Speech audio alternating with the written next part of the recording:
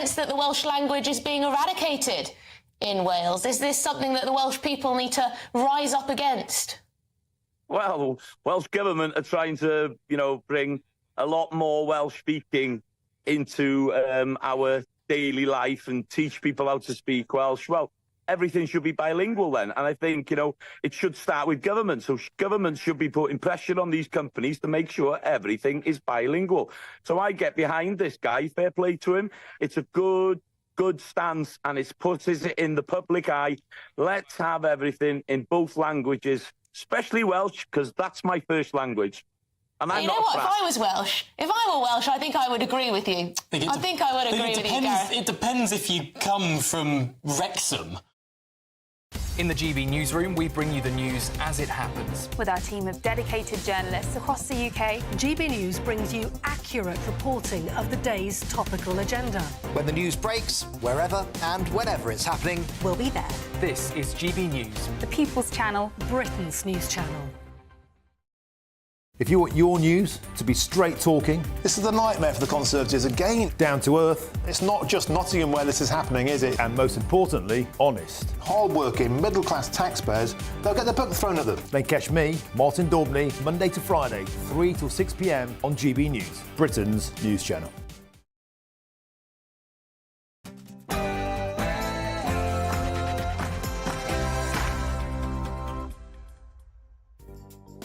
Good morning and welcome to the Camilla Tominey Show on this sunny Sunday. Well, it's been another very busy week for all the parties on the campaign trail. Week 1 is over. Only 5 weeks to go until we know who will be forming the next government in number 10. As junior doctors intend to strike in the days leading up to July the 4th, I'll be asking Health Secretary Victoria Atkins for her thoughts on how this might affect already sky-high NHS waiting lists. Shadow Home Secretary Yvette Cooper will be joining me. I'll be asking her why Starmer floundered so much over Diane Abbott and whether Labour can really stop the boats. Former Lib Dem MP and Transport Minister Norman Baker will be here to give his take on Sir Ed Davies' tomfoolery. Is he making a mockery of the Lib Dems campaign? My fellow GB News presenter and Daily Mail columnist Andrew Pearce will also be in the studio to share his moving story of how he found his birth mother, detailed in his new book, Finding Margaret. And Damien Collins, the Conservative candidate, will share his new book release, which looks at the legacy of the Liberal wartime Prime Minister, David Lloyd George. It's going to be another jam-packed 90 minutes of punchy politics this morning, so you won't want to go anywhere.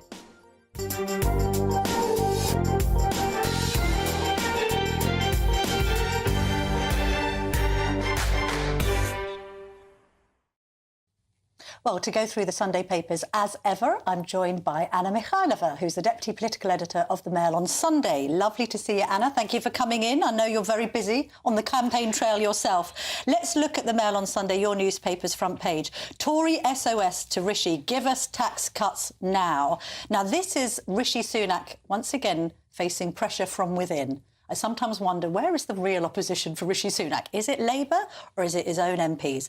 And this is the so-called popcons, the popular Conservatives, of whom Liz Truss is a member. Tell us about what they're saying to the Prime Minister this morning, Anna. So they have issued a 5-point plan of how to turn things around. Another 5-point plan, right. Yes, and the crux of it is that the manifesto has to include tax cuts, and they specifically want inheritance tax cuts, yes, and stamp duty, so significant cuts to those two. Obviously, this will be very popular with the Conservative base.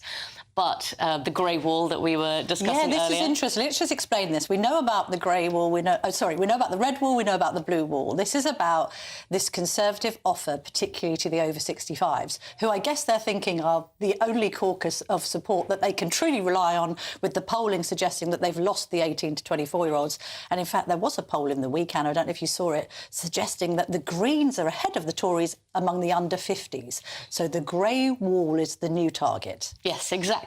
And this plan is designed to try and do something with the polls, because at the end of the day, I mean, there was a big a significant poll in the weekend in the Daily Mail, which showed that the Conservatives could be down to as little as 70-something votes, which, of course, is extraordinary. 70 seats, yeah. 70 seats. Exactly. 70 seats. 70 votes would be a really bad election for them. 70 seats. No, but the cataclysmic sort of what we Absolute call wipeout. NPR polling, and basically, like, there'll barely be a Tory left in sight. And that sparked, over the weekend, absolute fury from Conservative candidates and Rishi Sunak's own party. So it's completely understandable that people are saying, right, why aren't the things we're doing, which seemingly should be very popular, you know, boosting defence spending, yes, cutting national insurance, yes, you know, cutting personal taxes, why aren't they landing? Why aren't the polls moving? Yes. We also have in the paper Jeremy Hunt, yes, saying that one of the reasons why we've gone for a July poll is that he saw that the 2 national insurance cuts didn't seem to resonate, didn't seem to shift the polls. No. And therefore, the big argument for wait until the autumn, another possible fiscal event, another possible tax cut. He says, if we do the same, there was no guarantee that would actually work. And I think you in your column touched very well on that actually the choice of a July election, while it seemed mad in the moment, is increasingly looking a lot more strategic. Well, I think he's caught reform off guard, certainly, and Nigel Farage's decision not to stand has been significant. We'll talk about Nigel in just a moment. But equally, I think Labour, I mean, they've spent the whole week talking about Diane Abbott rather than their own policies. And I wrote a column saying that I thought that Rishi Sunak had a pretty good week, all things considered, and considering the rain-soaked start to it all. But obviously there's a long time still to go, and the manifesto is going to be key. I mean, it's going to be key for all of the parties, but my goodness me, do you agree, Anna, that the Tory party manifesto needs to be full-throated Thatcherism, otherwise they're doomed? Well, it's interesting. Labour essentially doesn't need to say anything in their manifesto. Don't they, though? It's well, like this whole... How many shadow ministers have I had on here? And I've asked for substance over soundbite and no questions are answered. And then they always say, wait for the manifesto. If the manifesto isn't worth the paper it's written on, then the electorate's going to go, sorry, what do you stand for? I don't know. I mean, I think the other thing they're very, very wary of is the Theresa May example. Yes. Being this far ahead of the polls and then having some bold policy, which is absolutely what they should be doing. I completely agree, particularly if they're about to be trusted with, you know, the nation for what could be a 2-term they don't government. want a dementia tax moment where the whole thing's sunk. And that is, everything is about preventing something like that. You know, it's the Ming vase strategy that everyone talks about. He's carrying this Ming vase of the massive poll lead, and all he is focused on is not dropping it, not making any sudden movements. And I think with the polls as they are, it's totally understandable. It's all right if you're carrying a Ming vase by yourself. If you've got Angela Rayner... Well, and Diane Abbott... careering into the Ming vase, it's difficult. Right, let's race through. The front page of the Sunday Telegraph tells the tale of yet another private school falling victim to Labour's VAT raid. This is a school which has got a third of its pupils with special educational needs. The head teacher there has basically said this is as a direct result of this Tory proposal, because he says we cannot possibly leverage this extra fee amount on, he describes, ordinary parents like plumbers and electricians. It's down and prep in Norfolk. This is the one policy they won't flip-flop on, and it's getting terrible press. It is, but you know what's interesting? I don't think it's cutting through. I have met people who aren't in politics who don't even know that this is a policy, who are middle-class voters. So there's a curious thing happening where, you're right, this will be a very consequential policy. I think it is very popular with the Labour base, with young people, with those voters that they want to shore up. But, and as they keep arguing, oh, well, these private schools, they can just afford it. They can just afford it. Of course, when you look at places like Eton and Harrow, of course they will be able to afford it, but it's not about those. And the real concern is both just the schools that cater very, very well for special needs children. Yes. And there is a real problem. It's not just about flooding the state sector. It's also about having schools that can only cater for properly for these children. Parents of these children with special educational needs often don't have a choice. So they have to scrimp and save to send their children to special schools. Yeah. And now they're going to be penalised. I shall be grilling Yvette Cooper about it. There's a quote, I mean, I found it really interesting that Wes Streeting said on Question Time, and it's quoted here in the article. He says, "I say to the head teachers, you're going to have to cut your cloth accordingly, like state schools have had to." It's a strange argument to make, because it's essentially saying, well, they went through austerity, therefore you need to too. It's levelling down. It's also, it's Wes not Streeting keeps on banging on about the cost of living. Does he not think that energy bills going up and wages, I mean, does he not want teachers to be paid adequately? This is the other thing. We've got the unions also in the Sunday Telegraph saying, well, if you're going to make private school teachers redundant, we're not for it. So that one will run and run, and I will speak to Yvette Cooper about it later. Let's talk about whether Nigel Farage of this parish, formerly of this parish, temporarily engaged in other matters, because I've been covering his show and I will continue to cover his show at 7 p.m. on weekdays until July the 4th. God, imagine if it was January the 4th. I think I'd probably have to, lie down in a dark room for about 3 months. Can he unite the Tories? The Sunday Times has gone on the road with him. I think he's been in Skegness yesterday with Richard Tice, but he's getting all of the attention and the Reform leader isn't, which was a point of the piece. Yeah. His plan is to take over the Tories. Can he actually do that? Well, I mean, all of this was Harry York, our former colleague, who went with him, asked him the question, so, are you open to a merger? Which is something that Conservatives talk about. Conservatives, the popcorns, for example, that is something they look at as after... I wrote a piece a few weeks ago showing that their strategy is post-election looking at merging with Farage in some way, some kind of pact. Now, although Farage to that replied with characteristic modesty, he says, not a merger, more like a takeover. Yes. How that would actually work, I mean, logistically, he would have to run as an MP, which obviously he's not doing now. Yeah. He would perhaps be given a seat in the Lords, which people do talk about, and there are fans of that strategy. I think this feeds in very much to the real reason why he hasn't run for Reform, because he doesn't want to be a Reform MP. He actually, the prize for him is the Conservative Party. It always has been. But then I'm going to speak to Victoria Atkins, the Health Secretary, a bit later in the show. She's one of those Tories with a really, really, really safe seat. So I think whatever happens, if it's an electoral calamity for the Tories, she probably retains her seat. And I'm going to ask her, well, would you work with Farage? Because she's a one-nationer. I mean, the idea that Farage is going to unite an already divided party by uniting it on the further right, I think, is for the birds as far as some of the moderates are concerned, but let's see. Moving on very quickly, because we're running out of time, let's talk about Chaz and Dave. Now, there's lots of images of the King and David Beckham. Still hasn't been given a knighthood, just to note, Anna. Hanging out together in the sunshine. What's all this about? So David Beckham has become an ambassador for the King's Foundation, and there are some lovely pictures, as you say. Apparently they swapped beekeeping tips. Yes. And I think anyone who watched the David Beckham excellent documentary series remembers how he is now a very keen beekeeper. I know, I love this idea of these two having much in common. I mean, maybe they do because of this kind of, patriotism, and the Union Jack kind of, filters through both of their lives. He is doing the beekeeping, but it's also interesting, isn't it, to see the King back on form, back in public. I mean, obviously he's undergone that cancer treatment. It's been very, very difficult for him. Beckham, I think, the other interesting thing about a celebrity, in the world of lovies, I appreciate he's in the sports world, so it's slightly different, but in the world of celebrities, it's not always that popular to say or want to be close to royalty. And then remember that he covered himself in glory, didn't he, at the Queen's funeral, because he queued all of those hours to see the late monarch. In fact, I think we were there on the day he queued. We were there on the day he queued, as he thought. I mean, some people were saying, oh, it's a cynical PR exercise.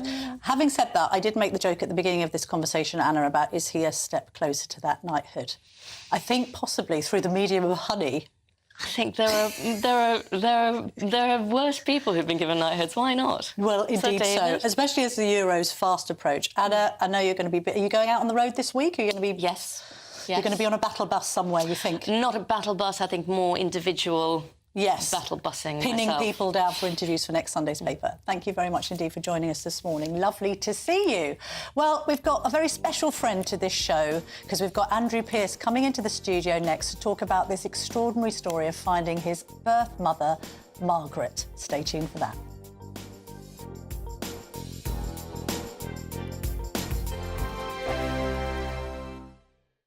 GB News is Britain's election channel. And when the big stories break, we're tackling them on Britain's Newsroom. When we disagree, and we disagree a lot, it's even livelier than normal. We don't disagree that much. We do. His comedy, though, is revolting. I knew her, unlike you. That explains Beverly Turner's temperament. It's a bit frosty in here, isn't it? You'll have one of me one day. Yeah, for dartball practice. Britain's Newsroom on GB News. Weekdays, 9:30 a.m. GB News, the People's Channel, Britain's news channel.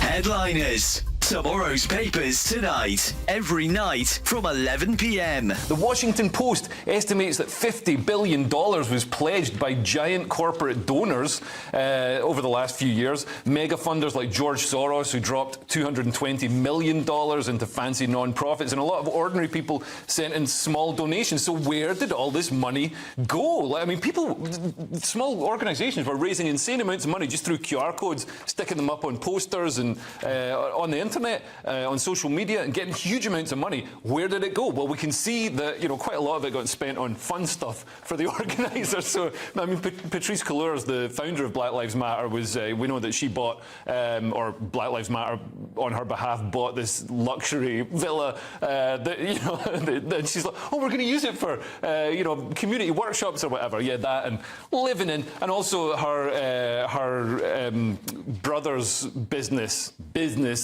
got paid, nearly $1 million. Security. And her baby daddy got paid nearly $1 million to provide creative consultancy services. I'm thinking about, as you said at the top here, finally journalists are looking into this, and it's ridiculous that this amount of money hasn't really been explored, because when they did say, hey, what have you done with this money, of course what she said was basically, you're being massively racist, how dare you. You're racist, look over there. Yeah, essentially, and then some people were, oh, okay, yeah, sorry, we didn't mean to question you. So the figures that have been raised are astounding, and yeah, as some of the stuff is just mental, like, and multi-million-pound homes, dollar homes. But it's good, so the money got spent on having fun instead of, like, it would have just been like annoying community projects to create more racism. Yeah. What they're really not ready for, the media, lives. They're still calling it the killing of George Floyd. Many people think he died of an OD. That's the next level they're not ready for. The People's Channel. This is GB News, and we are Britain's election channel. This vote may seem to be about the politicians and the media, but it's actually about you. We won't forget that. Join us up and down the country as we follow every moment together. More than ever, it's important to hear all sides as you make your decision in the run-up to polling day. This is GB News, the People's Channel. Britain's election channel.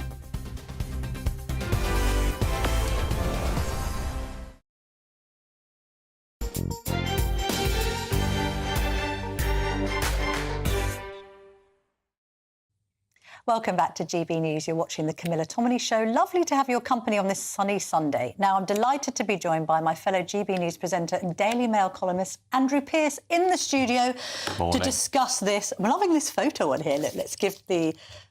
if you're listening to this on GB News Radio, then I'm holding up the book now, Finding Margaret. And this is a remarkably touching story, I must say, Andrew, about, as you say here, solving the mystery of your birth mother. Yeah. So let's just, for people completely unfamiliar with this story, let's go back to the beginning. Because this was news to me, by the way. I mean, we've known each other a long time. And I didn't know you were adopted. And I never really talked... Well, I didn't talk about No. it. Probably I never wrote about it before. But in short form, I was put in an orphanage in Cheltenham, Nazareth House, run by nuns. There's a story. Interesting. 2.5 years, my birth by a Catholic woman. She was a nurse who lived in Birmingham. She used to visit me, so she was hoping that at some point she would be able to give little Patrick, as I was then, Yes. Patrick James Connolly, Good Catholic a name. home. But that never happened. I was then put up for adoption when I was 2.5, and I was adopted when I was 3 by a fantastic couple, Betty and George in Swindon. And I had a brilliant upbringing. But as I got closer to 50, I thought, I have to find her. Curiosity, why do I look like this? Why do I behave like this? Yes. And also, I thought if she's still with us, the birth mother, she needs to know I'm OK. Remarkable adventure. It's almost like a thriller, finding her and all the twists and turns. I'm glad I did. It's not like Davina McCall, happy endings, I'm afraid. But what's been extraordinary about this book, Camilla, I have got so many letters. They are heartfelt from men, women, young people who were either given up by a mother or tried to find a mother or a father, and it's inspiring other people to do the same, but it's also getting people... One lady said, I'm 82, I feel just so much better writing about this for the first time in my life to you. It's giving me some peace, just writing it. Thank you for reading this letter. So going back a bit, when did you find out you were adopted? Always knew. Always Mum and told. Dad always told me. Mum and Dad really up Yep. front. Three children of their own. I was the only adopted one. Yes. Traditional working class family, Catholic family, so I always knew. Yes. And if you looked at my siblings, you'd tell I was the adopted Yeah, one. fair enough. OK. But, and then you say when you were approaching your 50th birthday, presumably this has always been in the back of your mind. Yeah. But what did Mum and Dad think about you going and searching for Margaret? I never told them. Ah. We'd lost Dad, but Dad had said to me privately many times, you should find your birth mother Yeah. because she used to come and visit you, and I think she needs to know you're OK. My dad was a wonderful guy. We lost him to Alzheimer's and disappeared. And so the reason it took me so long, Camilla, I agonised on was because I didn't do anything to upset Mum. No. So Mum never knew. Right. And she would never ask me, but she would ask my closest friends if she saw them, if she'd come to stay after we lost Dad. Has he ever tried to find his birth mother? And they lied on my behalf. God love them. Very few knew. Yes. It was a very tight circle, but she knew the tight circle, and they all lied. And when you got to finally meet Margaret and you tell the story of how that happened, you were helped by a couple of journalistic friends, well, friends anyway, Amanda Platel and Jane Moore. Yeah. You kind of used some of your journalistic We do. prowess in order to find her. What I found kind of disturbing is that you went there with, you wanted answers to your questions, and I feel that you didn't really get them. I didn't, because I wanted to know perhaps who my birth father was, because the mystery about Margaret, when I tried to find her, I assumed she was 17, 18, 19 when she had me. She was in her 30s. What does that tell you? Like, it was one too many children, she couldn't handle it, she Well, felt... I was the first one, and she... Was she having an affair? She was a nurse. Was she having an affair with a doctor? Was she having an affair with somebody else?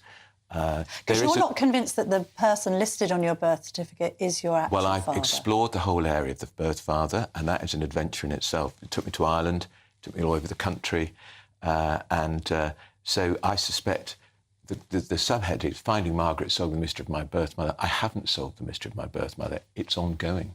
And how was she with you when you finally sort of met face to face? Because you must have been extremely nervous, and it must Yeah. have been surreal for you, I'd imagine. It was, and I kept looking at her thinking, do I look like her? We eventually met, and we had an hour together, and that in itself was an extraordinary hour, because she didn't ask me anything. Yes. Did you feel sort of son to mother automatic bond, or was she a stranger to you, really? She was a stranger, but I knew it was her. I saw a dot walking down in the street, and I knew it was her. So you can't ever break that link, Camilla. But is blood thicker than water? Well, I think my book shows it isn't. Yes. So it was very moving, very frustrating. And were you agitating to try and give more... I mean, did she know that you were a prominent journalist on the telly? No. Why didn't she ask you questions about yourself? Do you have an answer to that? Well, people say, because it was the 1960s when she had me, and these were difficult times for a Catholic Irish single woman to have a baby. The Catholic Church is very important in her life. It is in my life too. Yes. I'm a good God-fearing Good Catholic. Catholic. Yeah, I'm Such more a good lapsed than Catholic. you. You're Yeah, very I good know. I go when Catholic. I can. But there was a lot of guilt for her, and she and I think she felt she was being punished. Well, she told me she was being punished. But then you're trying to kind of like connect all the dots about your own family history, and I wondered if you were then... You haven't regretted this process? It was the most important thing, and I wish I'd done it before. And I'd say to people who are watching, as I'm writing to every single person who's written to me, because they wrote to me the most beautiful letters. Yeah. Do it, because it's never too late. I was nearly 50, so Margaret was at 80-odd when I met her. If I'd done it 20 years earlier, she'd have been 60. I still don't think the answers have been any different. No. But you are entitled to know, and you've just got to marry that guilt you have over your real mum, because the real mum was Betty, who adopted me. I was never looking for a second mum, Camilla. No, that's right. And also, isn't the overall kind of...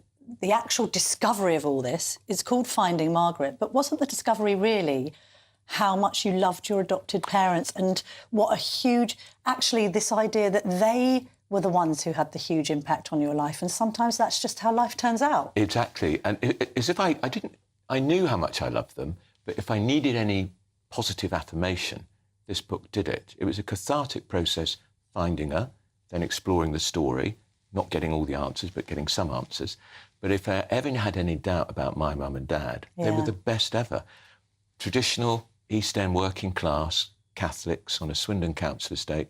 They didn't have much money, didn't have any money. Why did they adopt you? Did they? Because you said they had got their 3 own kids. children. They wanted a 4th child, and they wanted a little boy, and they knew of this orphanage with quite a few children in there. And actually, not many people wanted a tongue-tied toddler. Were you a tongue-tied toddler?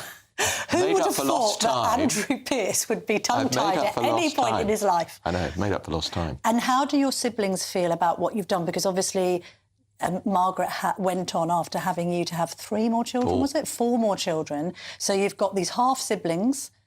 First of all, what did your siblings, your adoptive siblings, think about this? And second of all, have you connected with the other half brothers and sisters? We lost one of my sisters, sadly, but my big sister just said, I wonder why it took you so long to find her. But she was so pleased that I didn't tell Mum. Really pleased Just I didn't tell protected Mum. Yeah, that was the right thing. Yeah. All I'll say about Margaret's family is there's been some contact. Oh, there has been. And that's something you might want to develop? Yeah. On the course of time. While I've got you, let's have a little quick chat about the campaign, if you don't mind. Yeah. Thoughts so far? I completely agree with your column in the Telegraph on Saturday. And many people didn't. Well, Point out, a slightly lampooned for that column. column. If you scored it out of 10, it was a comfortable win for the Tories after a very poor start, singing in the rain. And I think Labour had a very bad campaign. I'm sceptical about the polls, and I think the Tories have got to keep coming out with these ideas. And I think Labour may be making the mistake Theresa May made back in 2017. Just think you can sleepwalk into victory. Yeah. She started with a 22, 23-point lead. She kept repeating that same old mantra, strong and stable. Yeah. Nothing has changed. Nothing has changed. And she went down to a 4.3-point lead. Another week she'd have lost. And I think there's a possibility. I don't get this disparity between, a poll lead for one polling company of 27 points and then for another of 12. I know. Although apparently this is all about the factoring in of the don't knows. There's a lot of don't knows. Let's be honest, the don't knows and the disgruntled are going to decide this election. Yeah, there's a lot of don't knows. And if they think there's going to be a lot of the don't knows are ex-Tory voters. If they think there's going to be a Labour landslide, I think they'll go back to the Tories. Won't be too scared. I'm talking about all this with Maguire.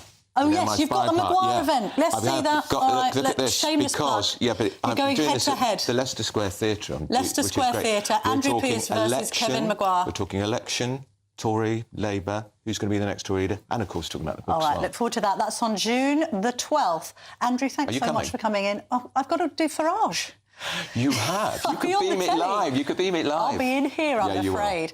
Now, coming up next, I'm going to be speaking to the Health Secretary, Victoria Atkins, about the Tories' plans for the NHS and, of course, why Rishi's behind in the polls. And Yvette Cooper, I hope, will answer my questions about private schools and the NHS and whether Keir Starmer really can bring down immigration.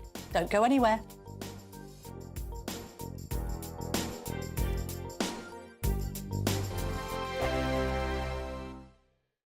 We've got summer sewn up with an incredible trio of treats, and you could win them. First, there's a fabulous £15,000 in tax-free cash to ensure this summer is special. What would you spend that on? Next, you'll also receive the latest iPhone 15 and a set of Apple AirPods. And finally, £500 to spend at your favourite UK attraction. Fun in the sun could be on us. For a chance to win the iPhone, treats and £15,000 cash, text prize to 63232. Text costs £2 plus 1 standard network rate message, or post your name and number to GB06 PO Box 8690 Derby DE1 9TT. UK only. Entrance must be 18 or over. Lines close at 5 p.m. on the 28th of June. Full terms and privacy notice at gbnews.com/win. Please check the closing time if listening or watching on demand. Good luck. GB News Breakfast. Every day from 6 a.m. Joint CEO at the UK Sepsis Trust, Dr. Ron Daniels. Very good to see you this morning. Why is it with sepsis we sort of hear very little about it in day-to-day life until there's a either a big story or a big tragedy. Why is that? Is it common? Well, it's astonishing, isn't it? We have a condition here that affects nearly 250,000 people across the UK each year and claims 48,000 lives. And just for context, breast cancer, and I'm not diminishing how horrible that can be, claims 11,000 lives. So sepsis is 4 times more prolific as a killer. I think the reason we don't hear about it is because it doesn't really belong to any particular speciality of doctors. It touches every aspect of healthcare, and therefore there's no professional group to be championing it, which means it needs an advocacy organisation like ours. My understanding is that it's when your own immune system starts to attack the tissues, but by the time people realise that their temperature isn't just flu or something, they can often be in quite a perilous state. It arises in people of any age, people with whether or not they've got underlying illness, and it can arise as a consequence of any infection. So it presents hugely differently. So what do we do? If you're concerned something is devastatingly wrong, there are 6 key symptoms to look for, and they spell the word sepsis. S for slurred speech or confusion. E for extreme pain in the muscles or joints. P for passing no urine, no water in a day. S for severe breathlessness. I for it feels like I'm going to die, and people really do say that. And then the final S for skin that's mottled or discoloured or very pale. Any one of those 6 in the context of infection, it's go straight to A&E. The People's Channel.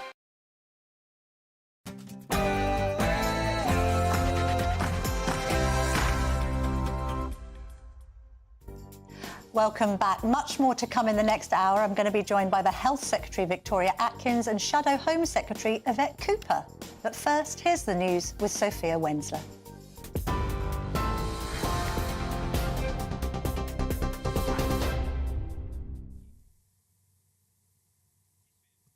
Good morning. It's 10 o'clock. I'm Sophia Wensler in the GB Newsroom. Migration is being included in Labour's manifesto, with the party promising to reduce the number if it wins the general election. Sir Keir Starmer says he'll introduce new laws to train British workers to plug gaps in the jobs market and strengthen anti-exploitation laws. Speaking to The Sun on Sunday, he said last year's net migration figure of 685,000 has to come down. He didn't put a time frame or a target figure on his promise. Meanwhile, the Conservatives and the Liberal Democrats are focusing on the NHS today. The Tories say they'll build 100 new GP surgeries and modernise 150 others to help make appointments more accessible.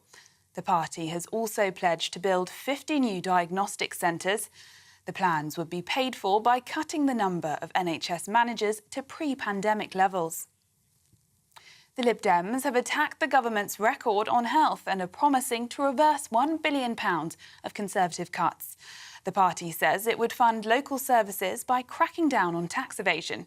Deputy Leader Daisy Cooper accused the Tories of decimating public funding, leaving Britain with a ticking time bomb of health challenges. And David Beckham has been bonding with King Charles over beekeeping. It comes as former England football captain has been named the ambassador of King's Foundation, the monarch's charity. Mr Beckham and the King compared beekeeping tips when they met ahead of the announcement. The foundation offers educational programmes to protect traditional skills and aims to revitalise communities through urban regeneration and supporting sustainable food production. Mr Beckham said he was excited to help raise awareness of the charity's work.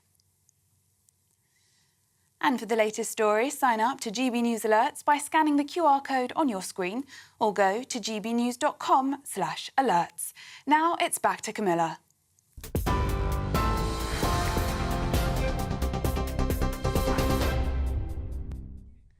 Thanks, Sophia. Welcome back to the Camilla Tominey Show. Lots more still to come. As promised, in just a minute, I'm going to be speaking to the Health Secretary, Victoria Atkins. I'll be getting to the bottom of whether the Tories can take on striking junior doctors, as well as battling to save their seats at the ballot box. I'll also be speaking to Shadow Home Secretary Yvette Cooper. Is she like the Labour leader, Sir Keir Starmer, a socialist? I shall ask her that direct question. I'll also be joined by former Liberal Democrat MP and Transport Minister Norman Baker. I'm going to be asking him if Sir Ed Davies' stunts are detracting from a serious campaign for the Lib Dems. And Damien Collins will be here. Now, this is interesting because he's written a book about the legacy of the Liberal Prime Minister David Lloyd George, very much associated not just with World War I, as we look ahead to D-Day, albeit marking a different conflict, but very interesting on that, and also just interesting on the establishment of the welfare state and whether it's still fit for purpose in 2024. So that's all still to come. We're waiting for Victoria Atkins to be with us. She's ready to go. I'm hearing she's ready to go. Health Secretary, I hope you can hear me. Hello. Hello. Lovely to see you. You're becoming a regular. Hello, getting Camilla, the can you Sunday hear me? round. Yes, I can hear you. If you can hear me, we're good to go. Can we talk about the fact? We're good to go. Can we talk about the fact that, I mean, I've written this in the Telegraph yesterday. I thought Rishi Sunak had a good first campaign week and that you've done well. You know, you've landed your policy ideas. Labour have been caught up in this mess about Diane Abbott, but the polling is still dire. We've got one MRP poll predicting that you're going to win just 66 seats. Why can't the Prime Minister move the dial? Why is he still much less popular than Keir Starmer? Well, good morning, Camilla, and everyone watching. We know that the only poll that matters is the big poll on polling day. And what we're doing across constituencies across the United Kingdom is ensuring that we're putting our policies forward, that we're showing the great work that local candidates and former members of Parliament have done for our constituencies and delivering on those promises. My job as Health Secretary, for example, is to explain our vision for our NHS, which is to reform it to make it faster, simpler and fairer. And some of the announcements I have today concerning GP surgeries, concerning Pharmacy First and community diagnostic centres are the ways that we will help deliver that over the coming years. Don't worry, I'm going to ask you about your plans for the NHS in just a minute. But just on this polling and the Tories' popularity or lack of it, there was this extraordinary poll in the week suggesting, I think it was YouGov, suggesting that the Greens are ahead of the Tories among the under 50s. Have you just given up on the young vote and are now just going for what's been described by the Sunday Times as the grey wall? Because you've basically offered young people maths till 18 and national service. The competitors, Labour, are offering young people votes at 16 and 17. So have you just given up on the 18 to 24s? Absolutely not. And if you look at our plans, not just for the National Citizen Service, which I have to say, I think it's a great idea to be able to give young people on the cusp of adulthood that opportunity to see other parts of the voluntary network or to enter military service. I think that's a real range of opportunities for our young people. And that's about ensuring that they have the skills and the qualities for later in life. But also, of course, we've given a tax break this year of £900 to people of working age through the National Insurance tax cut. And what is more, we have said that we want to ensure that pensions, those workplace pensions that we've done so much to encourage people to invest in, it can be very difficult at the very start of your career to invest in your pensions, but we've done that through our workplace pension work. What worries me is that Labour is absolutely silent on whether or not they're going to raid those pension pots. We have made it clear we will not, but Labour has not. And it is these incremental policies or silences from Labour that is, I think, building a very different picture from the one that perhaps they like to come on the camera and talk about. We have to look at the evidence behind it. Let's look at something that Starmer has not been silent on today, because he's given an interview to The Sun on Sunday where he's pledged to bring down immigration. I'm just going to quote the Labour leader. The Conservatives repeatedly say they are going to cut these numbers. They have never done it. They have completely failed. It's quite hard to disagree with that assessment, isn't it, Victoria Atkins?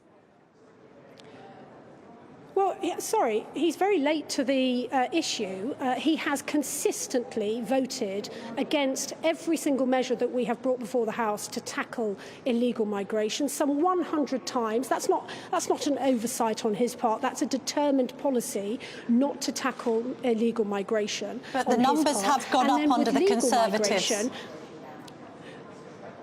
Well, on illegal migration, in fact, we saw last year small boat crossings falling by a third because of the programme of measures that we have put in place. Now that we've got the Rwanda policy into law, we know that that will act as a deterrent too. But on legal migration, there is a delicate balancing act between ensuring that we attract the brightest and the best, but also that we manage those numbers down. And actually, the fact that so many people have come on the health and social care visa route, again, belies the misery that the Labour Party likes to paint about our country, because we know how popular and how much people want to come from all over the world to work here. But we must manage these numbers down. And interestingly, manage them down to what? Previously criticised.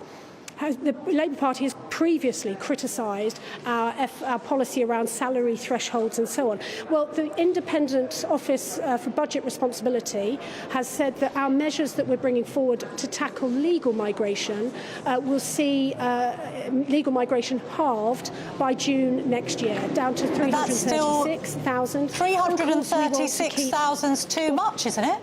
That's the OBR's prediction. That's the OBR's prediction. And of course, we will monitor these policies, and we will ensure that as we go forward, we are trying to bring these policies down further. And in the health space and social care space, what we've also wanted to do is ensure that we are training our domestic workforce to take on these important jobs. So we have record numbers of doctors and nurses in the NHS today, thanks to record levels of investment by the government.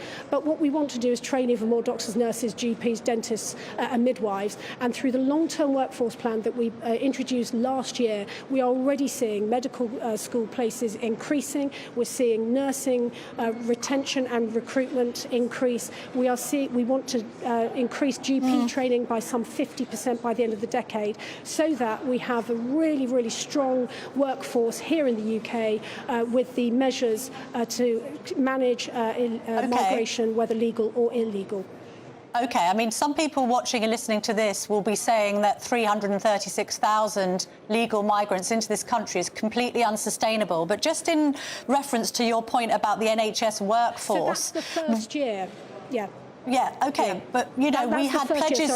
we've had pledges from the Tories about tens of thousands, which now look utterly... They don't just look ridiculous, they just look like lies.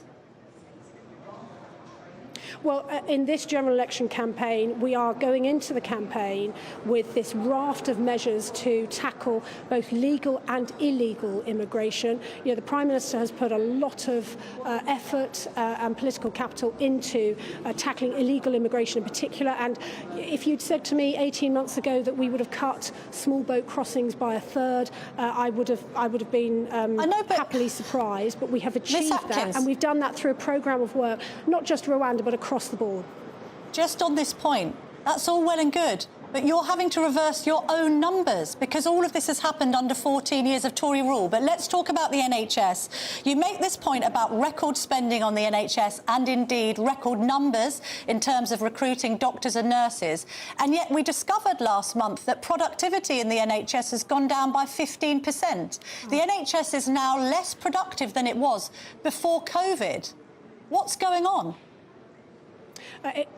Exactly right, and this is why. So before COVID, that decade of Conservative governance and NHS England being set up, we had productivity of around 2%, which compared very favourably with the private sector. But with the pandemic, it took an enormous toll on the NHS. We all understand that. And since then, even though we have record spending, as you've said, even though we have more clinicians, more nursing staff, and more admin staff than ever before, we have not reach those levels of productivity that we want to see, which is why at spring budget the Chancellor put forward the productivity plan worth some £3.45 billion in order to drive up productivity. And so we have a plan to improve productivity, and it will include things such as using AI in clinicians' appointments so that clinicians aren't spending 25% of their time tapping away at a keyboard looking at the screen. That is greatly reduced, and we think it it will free up some 13 million clinician hours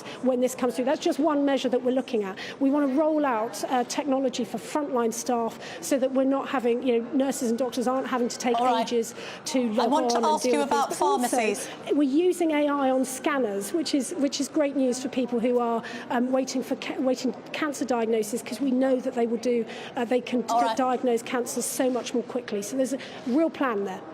Let's talk about pharmacies. I mean, this Pharmacy Plus, Pharmacy First scheme should be welcome, not least because under Theresa May, the Conservatives tried to slash the number of community pharmacies. I remember it vividly because we campaigned against it vociferously on the Sunday Express. So this is progress, although the National Pharmacy Association has said this is worrying. You're not paying pharmacists enough. And also, when it comes to the issuing of serious shortage protocols for drugs, this means that medicines aren't available to pharmacies. They're up by an astonishing 230%. So let me deal with Pharmacy First, then I'll come to medicine shortages. So Pharmacy First, we launched this at the beginning of the year, and in its first month, we saw some 120,000 people being looked after under Pharmacy First. It shows that for the 7 most basic conditions, the more comfortable we all become with the programme of Pharmacy First, the more people will start to use it. And this is important, not just for pharmacists, because we want to use these highly skilled professionals to the top of their licence. It's also important for you and me as patients. It means that we can get access to healthcare much, much more quickly than if we are waiting for these most basic conditions through GP practices. It, of course, also takes some of the heavy lifting off GPs, and we think this first tranche of Pharmacy First will free up to 10 million GP appointments when it's at full scale. So we're building on that, and we're now increasing Pharmacy First to women who have contraceptive needs, to women who want help with their menopause, but also to people who have skin and chest infections. All of this, of course, done with clinical advice. That's the absolute priority. And what is more, with pharmacy, the first tranche of Pharmacy First, we have put some £645 million towards it. We have 98% of pharmacists now signed up to it. With this second tranche, we have said across the board with Pharmacy First, with GP surgeries and with these new community diagnostic centres, we are going to fund this. It's fully funded. We're going to fund it partly through a reduction of managers in the NHS. We talked about productivity earlier on. There are now more managers than before the pandemic. We want to bring it back to pre-pandemic levels, but we're also tackling the use of management consultancy across government. But just before you answer the drugs shortages thing, hang on a second, sorry, just before you answer that, just yes or no answer. Theresa May was completely wrong to try and slash community pharmacies, wasn't she? Yes or no? Well, we know that, I think community pharmacy has a really important part in our healthcare system, both on our high street, but also the expertise, of course. So the former Prime Minister was wrong. Why can't we just admit that? So what I'm trying to say is that this Pharmacy First scheme is a brand new scheme. It has come about because of Rishi Sunak's experience of having but Theresa May tried to do the complete opposite. So she was wrong. It's okay to admit that. We can all admit that now. No. Well, no, what I'm trying to say is that we know that pharmacies actually, we have 4 out of 5 people across England are within a 20-minute walk of a pharmacy. So I'm not familiar with the policy that you're espousing. She tried to slash community pharmacies. I'm doing everything I can. Okay. Well, I'm not familiar with that policy. I'm being honest. As health, all I can focus on is what I can control, and what I can control is the rollout of Pharmacy First and the expansion of Pharmacy First. Now, coming on to medicines shortages, we have some 14,000 medicines that are licensed to be used in the NHS. The overwhelming majority of those medicines have no supply issues. They're available. There's nothing to be concerned about. We know that with every at every point in our medical supply chain, there will be occasions where, because of international factors, whether it's in the supply chain itself or with the manufacturers, they may have difficulty creating or developing a particular product. This does happen, sadly, from time to time. And this is why the NHS has very established protocols in place, including with whether alternative medicines can be used, whether different dosings can be used, and so on. So there are very established protocols. We are doing everything we can to try to get the supplies from manufacturers for some of those medicines that we've heard about over the last few months. But it's really important that people feel reassured that we're able, the overwhelming majority of medicines, there are no supply chain issues and people are able to get the medications. Victoria Atkins, you've been really, really generous with your time this morning, and I'm very, very grateful for it. Thank you so much. Thanks. Well, coming up next, I'm going to be speaking to the Shadow Home Secretary, Yvette Cooper. Are Labour on course for a monumental win, or will Starmer's indecisiveness cost them? This is GB News, Britain's news channel. Have government done enough, do you think, to actually help them out? I think there will be occasions where people have tried to run a venture, whether it be a pub, a restaurant or anything sort of like that, in the hospitality sector, and it hasn't become commercially viable because of costs, because of bad accounting or because of bad business people. That is just a fact of life. That happens in every sector. So there will be pubs that are closing because they've been poorly run. But I do think there will be occasions where people are forced out of the market. So if local councils aren't being able to pass on business rates, for example, maybe central government can do more. It always tries to do more to cut beer duty and things like that to keep pubs going. So I don't think it's necessarily just as plain as what James is saying, is that, bad pubs will just inevitably be falling by the wayside. The idea that you two gentlemen, you raging capitalists, support the government stepping in to protect pubs seems to be particularly peculiar.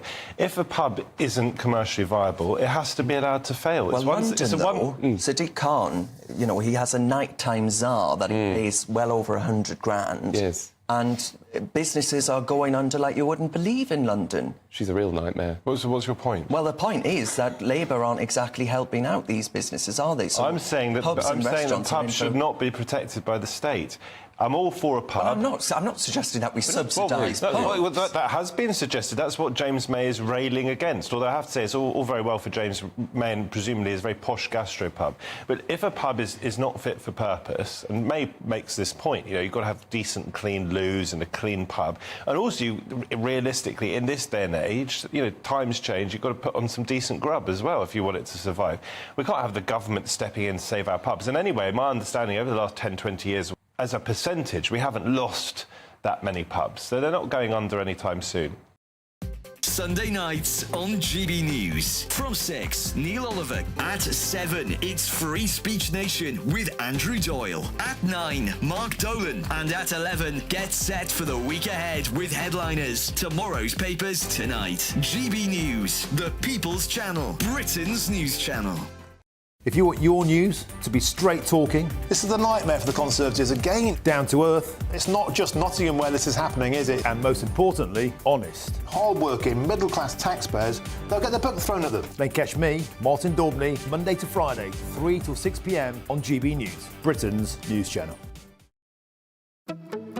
Good afternoon, Britain. Good afternoon, Britain. Weekdays from midday, we bring you the most compelling stories from across the United Kingdom. And why it matters to you. From your doorstep to our inbox. That's right, we want to hear from you. Good afternoon, Britain. Only on GB News, the People's Channel, Britain's news channel.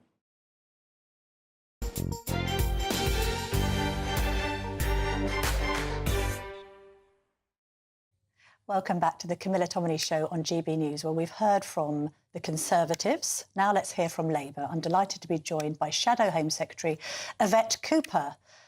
Shadow Home Secretary, I hope you can hear me OK. Thank you very much indeed for joining me this morning. Let's start with the simplest and most straightforward of questions. It only requires a yes-no answer. Has Diane Abbott, as the Sunday Times today suggests, been offered a peerage by Labour? That's not something that I'm aware of. As Shadow Home Secretary, as you can imagine, you wouldn't expect me to be involved in any issues around either nominations to House of Lords or any of these other procedures. There's a proper process here, and no party can have these kinds of arrangements in place. You have to go through a proper process with the House of Lords independent committee that vets people as well. So you're not aware of it, but that doesn't necessarily mean it hasn't happened, because it is on the front page of a national newspaper. Yeah, you get quite a lot of things on the front pages of national newspapers, as you and I have probably learned over very many years. Well, I mean, Keir Starmer's on the front of the Sun and Sunday saying he's going to bring down immigration. I mean, who knows what we can trust? Before we get on to that very important topic... And I can tell you all about that one. All right, please do. Can we just talk about private school and VAT on private school fees first? There's a kind of triumvirate of stories which are suggesting that this policy might need to be rethought out. First of all, we've got Downham Prep in Norfolk, where a third of the pupils are special needs, saying they have to shut down as a direct result of this policy suggestion by Labour. And the head teacher has said that it will punish, quote, ordinary parents like plumbers and electricians. We then have the unions, the National Education Union, saying that they will oppose this policy if it means that private school teachers lose their jobs. And then we've got a survey of the National Governance Association, that's 3,000 school boards, saying that they're already seeing a significant rise in private pupils having to go into state schools mid-year, and there's no spaces for them. So this policy is going to be a calamity, isn't it? Not just for the private sector, but for their parents and for the pupils. Well, we think this is about fairness. Other organisations and institutions have to pay VAT. We do think it's fair for private schools to pay VAT and for that money to be used to recruit 6,500 teachers for our schools, our state schools right across the country, to make sure we can get mental health professionals into our schools, because there is a mental health crisis going on with our children. So I think this is a fair and sensible thing to do. I know that there have been many institutions that have been raising their fees for their own reasons over the last few years. That's for them to decide and to explain.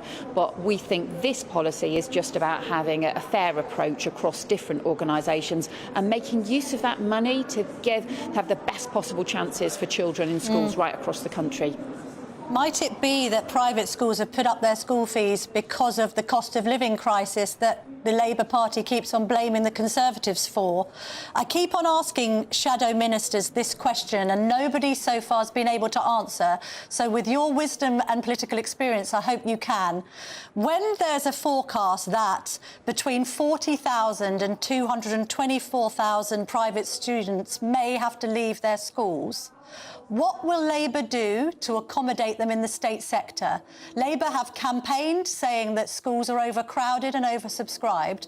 Genuine question, logistically, even if you had an exodus at a Conservative estimate of, say, 5,000 to 10,000 private school pupils, where are you going to educate them come September if you win the election? Well, the calculations and the work that Bridget Phillipson, our Shadow Education Secretary, and others have done is that in terms of both the funding that's raised and in terms of the processes around this, is that this can all be managed. And I understand, obviously, there is quite a lot of lobbying. There is quite a lot of lobbying going on at the moment involving some of the private schools that don't want to have to pay the VAT, and it's for the private schools for them to decide what impact that has in terms of their fees. But we just do think this is about having sensible arrangements in place that are fair across different organisations and making sure that we can fund the big increase in teachers that we need, the mental health professionals in our schools that we need, and make sure that we can get the best possible future for all of our children. OK, so when you say it can be sensibly managed, are you planning to put up temporary classrooms in September? Are you planning to try and build schools between July and September to accommodate these pupils?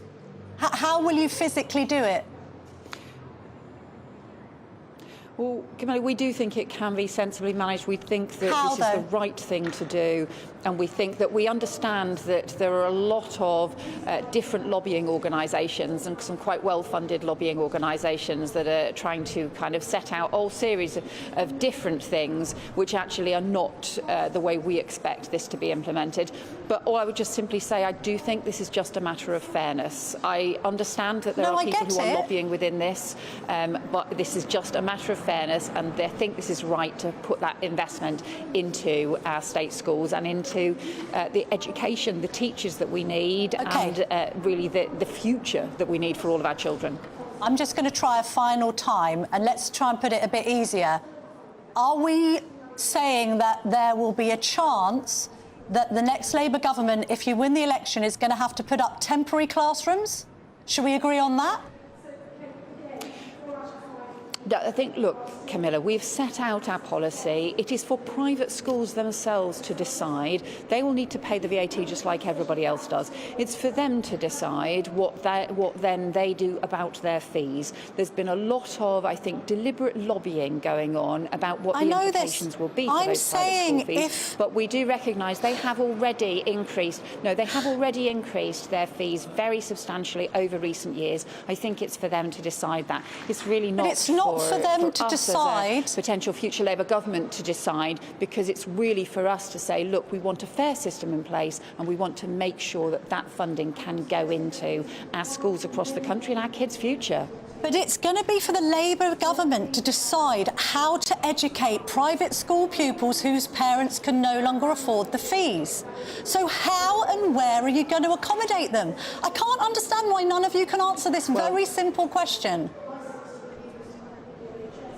Well, I think it's for private schools themselves to decide what they do in terms of their fees. We're saying they should fund they should pay VAT, but it's for them to decide what they do in terms of their fees, because, as I said, many of them have seen very substantial increases in their fees in recent years. So it's for them to decide what they do around their fees. OK, well, we're getting nowhere. Shall we talk about immigration? Starmer has said in The Sun on Sunday, as I mentioned earlier, read my lips, I'll bring down immigration.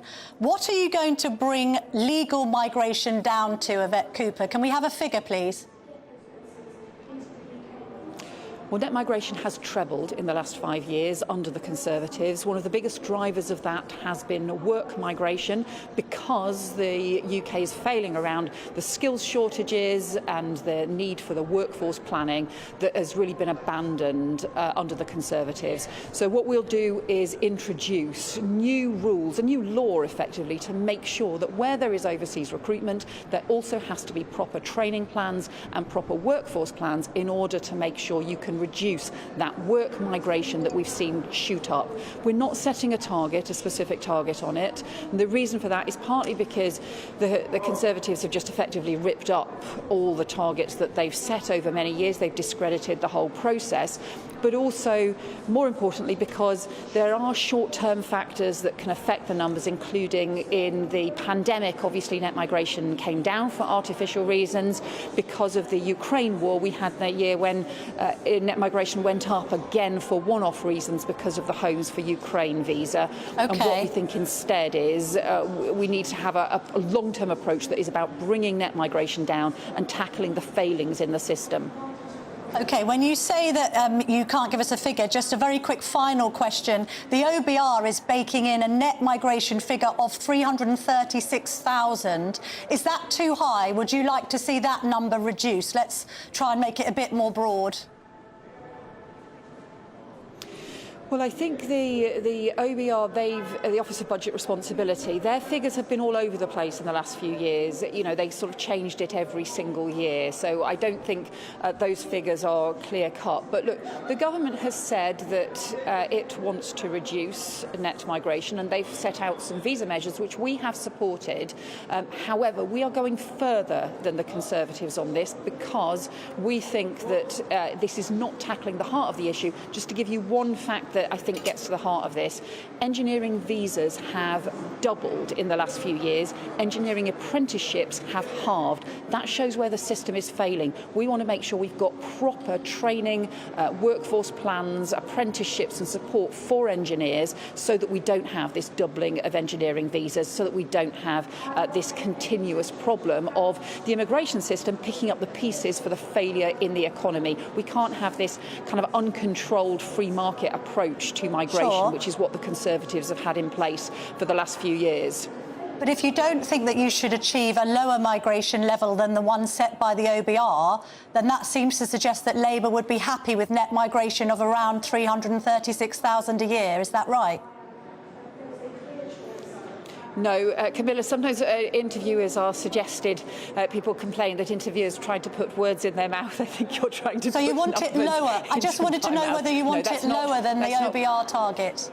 I know, and I understand your questions, Camilla. I'm saying that net migration needs to come down. I'm saying that I don't actually think those OBR figures are necessarily accurate because they've moved around over very many years. And I'm saying that we want to go further than the Conservatives' plans because they are not targeting the skills shortages and the training requirements. They're doing nothing in the end to tackle the problem. Another example, the number of social care visas has gone up from 3,000 a year. It went up to over 100,000 a year in the space of 18 months because there was no proper workforce plan for social care, no plan to get people who are currently not in employment or training back into the workforce to fill posts, no plan to actually make sure you've got skills or fair pay agreements in place. So Labour would actually have a proper workforce plan to do all of those sorts of things. That's how we deal with it. That's how we make sure that those visa numbers actually properly come down.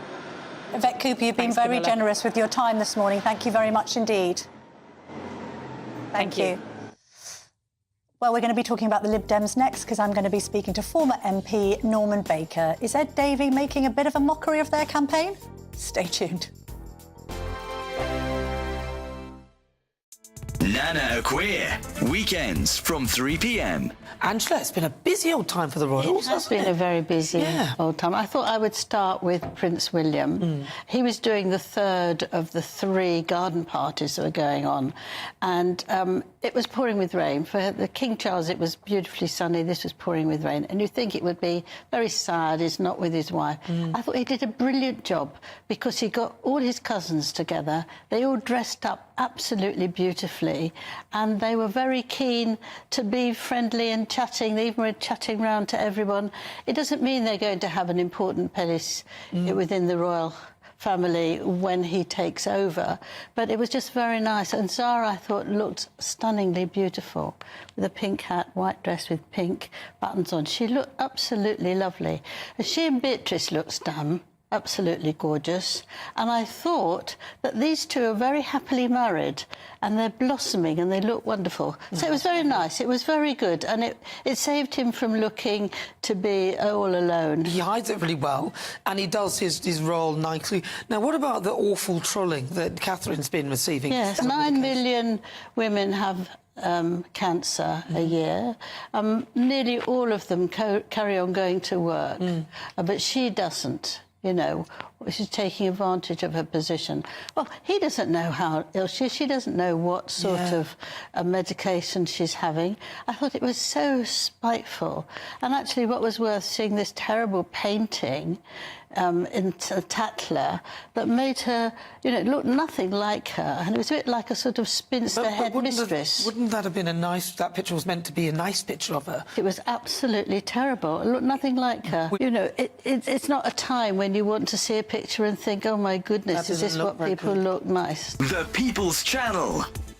GB News is Britain's election channel. And when the big stories break, we're tackling them on Britain's Newsroom. When we disagree, and we disagree a lot, it's even livelier than normal. We don't disagree that much. We do.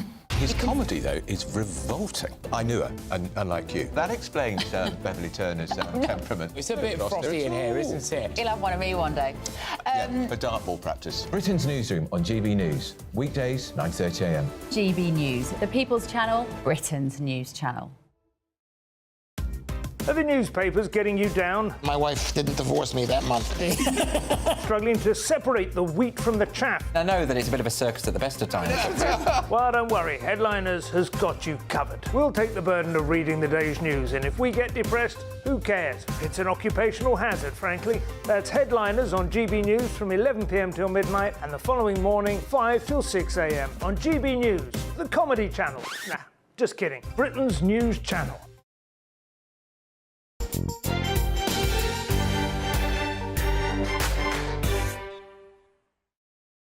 Welcome back to the Camilla Tominey Show on GB News. A little ray of sunshine has joined me in the studio now because the former Liberal Democrat MP and Transport Minister Norman Baker is...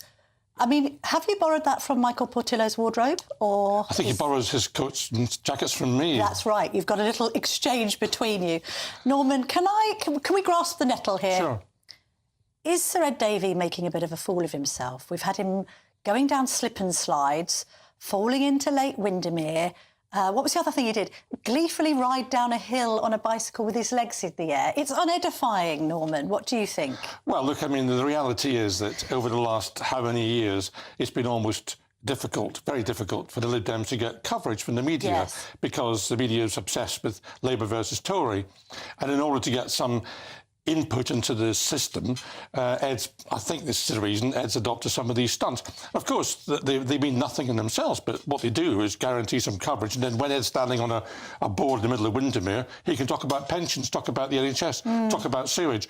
And it's an opportunity to get himself on TV, which we need to do. We need to cut through. And we can't cut through to voters with our issues if we're not being covered. But are you cutting through? Name me the Lib Dems' top 3 policies of this campaign. Well, I mean, for example, there's the NHS about more GPs, 8,000 more GPs. Right. There's an issue about dealing with sewage, abolishing Ofwat, and getting the sewage sorted out. There's an issue about collecting uncollected taxes. £36 billion of taxes aren't collected in this country. That could be used for public services. So there's a whole range of stuff we're putting forward. The Lib Dems don't have a shorter policy. No. What we're short of is the opportunity to explain those. That's what I love about you, Norman Baker. You've done your homework. Because I was thinking that maybe you wouldn't be able to name them. Whether the public can, whoever knows. Now, to be fair to Davey and indeed the Lib Dems, from the calamity that was 2019, I think we can predict, can't we, that the Lib Dems are going to pick up a lot of seats. How many do you think they'll win, and where do you think that they'll win them, Norman? Well, let me give you a personal answer. This isn't a Lib Dem answer. This is my own assessment, is up 50 upwards. And in fact, more than 50. No. I think so. And the GB News poll you saw the other day, Camilla, put us very close to the Conservatives in terms of number of seats. The reality is that people have stopped listening to the Conservatives. It's ABC, anyone but Conservatives. It's 1997 with bells on in terms of the public. And people are saying... Hang on. I'm going to cut in there. I don't think it's 1997 with bells on, because you haven't got this mass exodus from the Tories to Labour. You've got an exodus of the Tories to don't know and undecided and reform. I mean, what's the polling doing when it comes to Tories considering going yellow? Well, exodus to reform, of course, helps Labour and Lib Dems. Well, our polling shows that we're doing very well in the blue wall. Is Labour doing better in the red wall? Yeah. So the amalgamation of red and blue wall. And things. Yeah. Boris Johnson managed to amalgamate the red wall and the blue wall. The red wall's going to Labour by and large, and the blue wall's going to Lib Dems by and large. We had a poll, for example, in Jeremy Hunt's seat. Yes. 53% voted Tory last time. They're at 29. We're on 35. So that's sort of... To be fair, Jeremy Hunt's given an interview to Anna's paper, The Mail on Sunday this morning, where he's basically said that he's told his children he might not retain his seat. Yes. So he could suffer that famous Portillo moment of 2024, the Lib Dems breathing down his neck. Do you think the Lib Dems breathing down the neck of Michael Gove in Surrey Heath was a reason he stood down? I think it's a good possibility that's the reason. If you look across Surrey, look across Hampshire, look across Sussex, that swathe of the home counties, the Tories are in big trouble because the Conservative voters down there are by and large quite moderate Conservative voters. They want public services. They want to make sure we've got good relations with Europe. They want to make sure law and order is maintained. They're not seeing it from this bunch of estate agents running the government. All right, fair enough. I mean, slight maligning of estate agents, Norman. We all need them to sell our houses. Can I ask you about the Lib Dems and Christianity? David Campanale has said that he can't stand in Sutton and Cheam, an absolutely plum seat for the Yellows, actually, because of a 2-year campaign against him by activists and local party members. This is because he's a committed Christian. The Lib Dems have got form on this. Tim Farron, the former leader, stepped down from politics because his religion didn't align with his party. What's wrong with the Lib Dems? What's wrong with being Christian in the Lib Dems? The answer is nothing wrong with being Christian. Clearly there's a problem for David Campanale and Tim Farron. Well, no, Tim Farron's doing fantastically well, actually. Well, he's no longer leader. He stood down because he was a Christian. Well, he didn't stand down because he was a Christian. He stood down because he hadn't actually handled the issues very well at that particular point in terms of his belief system. But look, I mean, Ed Davey... How could he have handled... What's wrong with being... Is this a case of, like, Tony Blair saying we don't do God? Liberal Democrats don't allow people to do God because it might put off... atheist not at voters? all. No, you'll find Ed Davey and I think the rest of the London MPs are all Christian, as a matter of fact. There's not an issue about that. What's happened to this David Campanale? I don't know the answer to that, Camilla, to be perfectly honest with you, but it's a local issue. It's not about Christianity. It's probably about David Campanale. Well, he says it's about the fact that activists and local party members campaigned against him because of his outward Christianity. Well, I don't think that's probably true. Well, hang on, he's not here. Well, this is what he claims. Well, I mean, he claims it, but all I'm saying to you is that there's no bar on religion at all in the Lib Dems. We're a very open church, if you use that word, and the Lib Dem MPs, Ed Davey downwards, many of them, including Ed, are firm Christians. All right. Should we talk about whether the Lib Dems would consider coalition government again? I mean, it ended your political career. You were a fan of coalition governments? Because there could be a scenario. We've had the bookies shortening the odds on hung parliament this week. If they're in some kind of confidence and supply sort of arrangement with Labour or indeed in coalition government, would you advise your former colleagues to do that or not? Because what I would say, first of all... cataclysmic. Yes. Well, what I'd say, first of all, is if you look back at the last 14 years, the coalition government was the most stable government of any government in that period. And we've had a succession of disasters and Tory prime ministers and Tory-only governments. So coalition government, as a sense, is actually quite a good way of governing. So if invited by Starmer, Davey should do a deal? Well, no, I think we've got to wait for the results. And I think... Hypothetically? Well, hypothetically, I think it's unlikely to be a coalition because we got our fingers burnt last time. But if Ed came to you and said, Norman, you've been around the block a bit, I've been offered a deal to go into coalition government with Labour, what would you say? Well, my personal view is we shouldn't do anything unless we got a reform to the voting system guaranteed. So you could hook up with Nigel Farage and push for proportional representation. I think the idea of linking up with Nigel Farage is a step too far. We may well be. Norman Baker, thank you to you and your jacket this morning. Delighted to see you in the studio. By the way, we do ask the Lib Dems to come on, as in actual currently serving Lib Dem MPs, but 2 weeks running we haven't been able to make it work. Damien Collins is coming up next. He's the Conservative candidate and also an author of a book, Rivals in the Storm, about David Lloyd George. Thoroughly interesting it is, so don't go anywhere.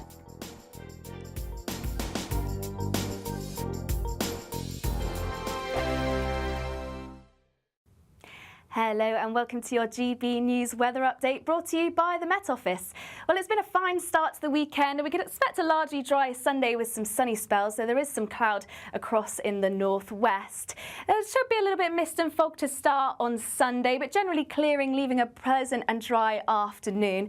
It will be cloudier in the northwest of Scotland, though, with some spots of rain and drizzle by the time we get to the afternoon. And it's here where we start to see those temperatures struggle a little bit under those cloudier skies. But elsewhere, it's going to be a lovely warm day, particularly across the east coast where it was a little bit cooler here yesterday.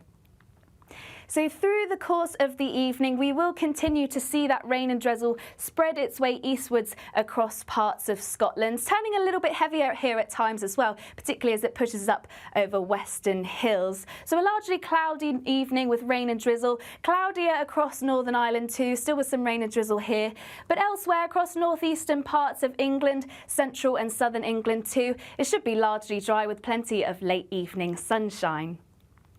So through the course of the night then we'll continue to see this rain and drizzle move its way southeastwards across the country, and we'll start to see a feed of cloud in from the north, staying largely clear for most of the night across the south, where it'll be a little bit cooler here, particularly in those rural spots. But overall a cloudy night on offer, which means it's generally going to be quite mild to start the new working week. So to start on Monday then, fairly mild and quite cloudy. A few brighter spells to start across the south, but it will be clouding over later. We will continue to see this rain and drizzle move its way southeastwards, but by the time we reach the afternoon, it should be largely dry. Just a cloudier day overall, perhaps the odd shower down across the southeast later. And it will be brightening up across Scotland, and we will start to see some sunshine break through that cloud. So a little bit warmer here, but overall a cooler day, particularly under cloudier skies. Bye for now. GB News is Britain's election channel. And when the big stories break, we're tackling them on Britain's Newsroom. When we disagree, and we disagree a lot, it's even livelier than normal. We don't disagree that much. We do. His comedy, though, is revolting. I knew her, unlike you. That explains Beverly Turner's temperament. It's a bit frothy in here, isn't it? He'll have one of me one day. For dartball practice. Britain's Newsroom on GB News. Weekdays, 9:30 a.m. GB News, the People's Channel, Britain's news channel. Hi there, I'm Michelle Dewberry and I'm going to take a second to tell you all about my show, Dubes & Co. We start off with the issues of the day. We then bring in both sides of the arguments. We get rid of the disrespect. And then you throw me into the mix. And trust me, I'll tell it exactly how it is. And then, of course, the magic ingredient, you at home. We mix it all together and what have we got, in my opinion, the best debate show in town. Monday to Friday, 6 till 7 on GB News, Britain's news channel.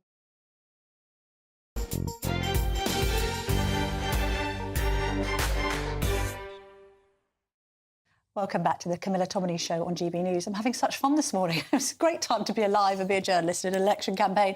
But let's just not talk about politics for a minute. Well, we'll talk about historical politics, but not politics per se, because I'm delighted to be joined by Damien Collins in the studio now, who's done a brilliant book on David Lloyd George called Rivals in the Storm. Hopefully a picture's flashed up there. Doesn't he look distinguished on that cover, Damien? Why did you choose to do this, a sort of study of this former Prime Minister? Well, Lloyd George was regarded at the time as the statesman who won the First World War, did more than anyone else to organise the nation's resources to win. But he's someone I thought we'd forgotten about a little bit. That I think Churchill is such a dominating figure in 20th century British history. He slightly eclipses everyone else. But Churchill himself looked to Lloyd George for inspiration and influence for his own wartime leadership. So I wanted to revisit Lloyd George and get beyond the caricature of him. I think that's really interesting because obviously we're going to be commemorating the 80th anniversary of D-Day and there'll be lots of talk about Churchill. And something I learnt from your book is this idea of I didn't quite realise the conflict that existed between Lloyd George and the military at the time. And it was only when Lloyd George insisted that the Allied offensive came together under one roof and had one leadership that actually the Allies ended up winning the First World War. Is that right? Well, that's right. That's right. I mean, Lloyd George fought for sort of three key things. One was to revolutionise the production of munitions for war on a scale that had never been envisaged, creating new factories to do it, pushing forward conscription, bringing forward the United Command, which we had in the Second World War. Lots of things in the Second World War we started with straight away were things that Lloyd George had fought to achieve during the First World War. So they were very substantial reforms. And Churchill himself, looked back and talked about looking back at the record of Lloyd George and what they could learn from the trial and error of the First World War, because he had to invent really modern government on the go in the middle of a world war. When we look back at Passchendaele and some of the horrors of the trenches, would that then explain why later in life Lloyd George was an appeaser in the 1930s? Did he just think never again? Well, I think a lot of people who went through that experience in the First World War wanted to do anything they could to avoid it. And they made mistakes then in the 30s in failing to realise that Nazi Germany was a very different sort of threat. But during the First World War, what Lloyd George's concern is that the general strategy for winning just seems to be attrition. Just pushing more men into the front against the Germans, and eventually they will wear them down. And Lloyd George was always looking for a different strategy, a way around that would be more effective, that would save more lives. And that's why he challenged the generals and wanted one general in command of both the British and the French army so that they worked together more effectively. And I think that was a decisive factor. Do you think he was psychologically damaged by 1914 to 18, just in terms of it being so horrific, involving so many dead, and I suppose, the nature in which those soldiers had to fight that war, and thinking back to the trenches, it was absolutely horrendous. Well, I think there's one strong strain in his character that I think comes through his leadership in that period of time, which was that he was never a great respecter of experts, institutions, generals, dukes, people in authority. He looked at problems, he sought the best possible advice and sought new solutions to these challenges, even if that meant breaking orthodoxies and upsetting people. And he did that before the First World War. He does it continuously through the war. And what's interesting about him, he did something that has very rarely been done before. He became Prime Minister without being leader of a political party. He was made Prime Minister by his old rivals and enemies, particularly in the Conservative Party, who recognised the qualities he had and that they should bury their old differences and work together during this terrible period. And not only did they achieve that to win the war, but they sustained it for another 4 years after the war. In some ways, what I've tried to examine in the book is those relationships between those people, how it was that this very unlikely group of people came together, and what was it that held them together, and then how did it break up? Simon Heffer disagrees with your analysis of Lloyd George. This is my Telegraph colleague who says, quotes, Lloyd George was not an estimable leader. He was an ambitious charlatan who established a template for the politics to come. I mean, what's your analysis of that? I think he had ambition, clearly. I mean, he was the first cottage-bred man to become Prime Minister, the first person, to break through. The Prime Ministers before had been aristocrats or they'd been Oxford and Cambridge graduates. But someone who came from a very small village in North Wales to become Prime Minister is a remarkable journey. And he was prepared to do things that people hadn't done before, to, as I said, break orthodoxies, challenge experts. He once complained about government that there were too many experts in the departments, and when you get rid of the experts... Sounds like Michael Gove. Well, exactly. He said, get rid of the experts, put one man in charge, and things start to happen. And I think there's a slight danger with David Lloyd George, that there's this caricature that's built up of the man who sold honours and had lots of affairs. Yes. And that's almost all we know about him. Yeah. But at the time, he was recognised not just by his acolytes, but by his rivals and old enemies as being someone of supreme quality. And I think that's why we should look at that again and say, well, what was it that made him an effective leader? And the other great legacy, I mean, bearing in mind he's the last Liberal Prime Minister, is his involvement in the establishing of the welfare state. Yes, that's right. I mean, that predates the World War. I thought what was interesting is William Beveridge, who many people will regard as one of the architects of the health service, as a young civil servant, worked for Lloyd George in the Ministry of Munitions. He attracted some of the brightest and ablest people. But Lloyd George's view of welfare, I think, is quite interesting today, because he saw it as a contribution that, he invented national insurance, the idea that the worker paid some money in, but so did the employer and so did the state, but everyone put their bit in together. And it was there to stop people falling into destitution. If someone was temporarily out of work or they had an injury and needed time off, that they needed to have a little bit of support. He also, after the war, creates the first ever Ministry of Health. Yes. And they did that because what they recognised was the disparity of health amongst the men who got into the services across the country. And there were many people, because of their conditions, who weren't fit to fight, and that had to be corrected. And you needed a strategy. In many ways, he was ahead of his time, I think we can conclude. Definitely.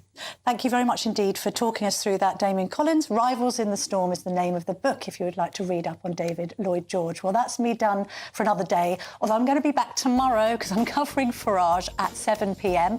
I'll also continue to do this show, of course. I'll be back here next Sunday at 9:30. Up next, Emily Carver is going to be covering Michael Portillo's show because he's off possibly borrowing Norman Baker's jacket. Here's the weather.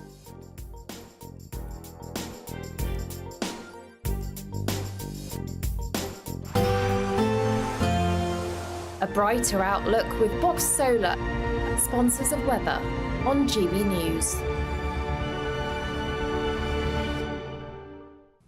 Hello and welcome to your GB News weather update, brought to you by the Met Office. Well, it's been a fine start to the weekend, and we can expect a largely dry Sunday with some sunny spells, though there is some cloud across in the northwest. There should be a little bit of mist and fog to start on Sunday, but generally clearing, leaving a pleasant and dry afternoon. It will be cloudier in the northwest of Scotland, though, with some spots of rain and drizzle by the time we get to the afternoon. And it's here where we start to see those temperatures struggle a little bit under those cloudier skies. But elsewhere, it's going to be a lovely warm day, particularly across the east coast, where it was a little bit cooler here yesterday. So through the course of the evening, we will continue to see that rain and drizzle spread its way eastwards across parts of Scotland, turning a little bit heavier here at times as well, particularly as it pushes up over Western Hills. So a largely cloudy evening with rain and drizzle, cloudier across Northern Ireland too, still with some rain and drizzle here. But elsewhere across northeastern parts of England, central and southern England too, it should be largely dry with plenty of late evening sunshine. So through the course of the night then, we'll continue to see this rain and drizzle move its way southeastwards across the country, and we'll start to see a feed of cloud in from the north, staying largely clear for most of the night across the south, where it'll be a little bit cooler here, particularly in those rural spots. But over